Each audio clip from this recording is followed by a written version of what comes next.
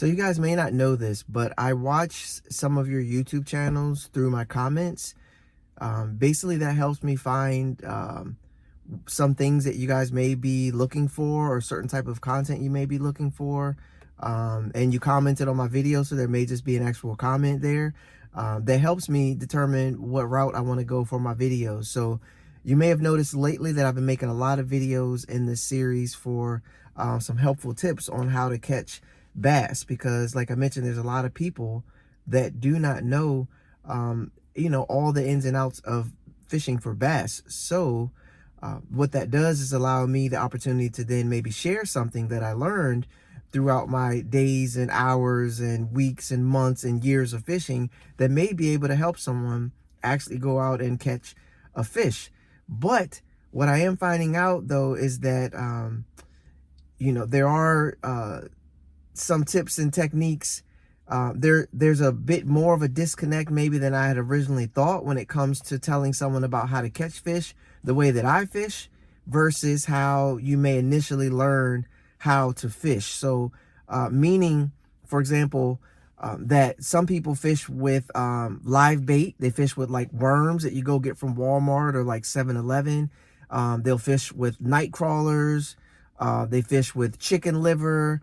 They fish with different things like that. A lot of that has to do with the actual species of fish that they're looking to catch, more so than what they want to fish with. But that does present a challenge when I'm trying to tell someone how to fish for bass, when they go out and normally they catch bass, but they go out with worms and they cast out the worm and they let it sit for 20-30 minutes, and eventually a fish picks it up. They set the hook, they get a fish, and that's how they know how to catch fish. So when I'm talking about a spinner bait or a jerkbait or a jig or a chatterbait, that doesn't necessarily resonate with someone who their style of fishing is different than what I typically do. This type of fishing that I do is only type of fishing I do at this stage of where I'm fishing at.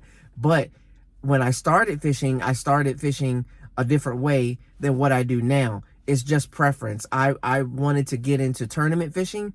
And when you get into tournament fishing, you can't then, tournament bass fishing, I'm sorry, let me be clear. You can't then use live bait. You can't use minnows. You can't use chicken liver. You can't use these things when you're in tournaments. In tournaments, you have to only use what's commonly referred to as like an artificial bait or a soft plastic or a hard bait. You can't use any type of live bait when you get in a tournament. So that sometimes presents a challenge when I'm trying to talk about fishing and the way that I like to fish and tips and techniques to help someone with fishing.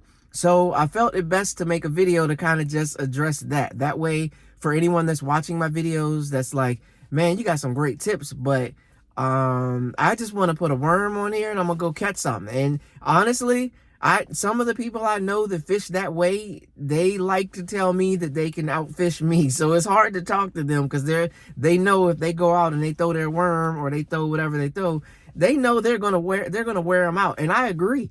If I fish that way with worms and shiners and minnows and all that, yes, I'm going to go wear them out. That person is going to have a hard time understanding going out and not catching something, because when you present a live bait in there that's live and actually swimming with the fishes, yeah, you're going to get exponentially more bites typically than someone who throws in the water a piece of plastic or a hard crankbait or a big giant swim bait or something like that. You're going to get more bites typically if you're using something live that's swimming in the water. So that makes sense. I don't ever want to debate that fact. I just know that the way I fish and the tournaments and things that I fish, there's a certain way that you have to do. So like when you go to play basketball, you can't go play basketball and then bring a trampoline and then dunk on everybody and then be like, oh man, I crushed you.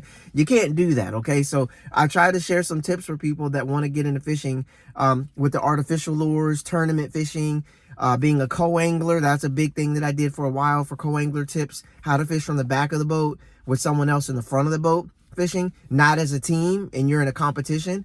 That's different, right? There's different nuances associated with each one of those. So I'm hoping this video can help just kind of break down a little bit of the difference, and maybe that way, once you understand what I'm saying now maybe you can see some of the tips that I'm sharing may actually become helpful, because now you can kind of either transition to using artificial bait based on using some of the tips, or you just realize that, hey, I don't want to fish that way. I want to stick with what I know.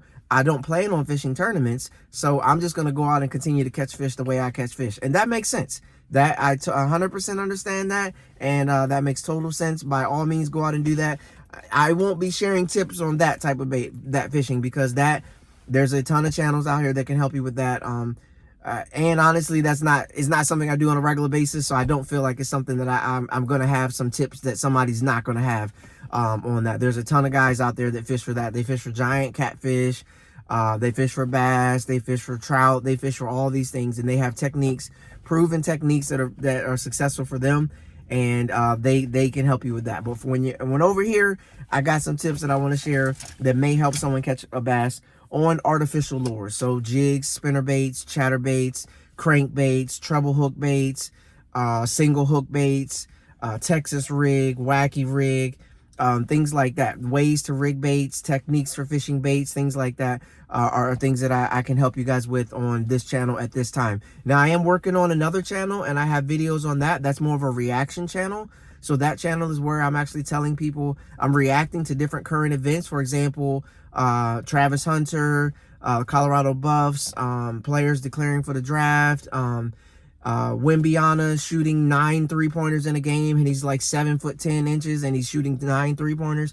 I have a reaction channel that's dedicated to me talking about different things that I see, sports, media, popular topics. I have a channel like that. I'm developing content for it now.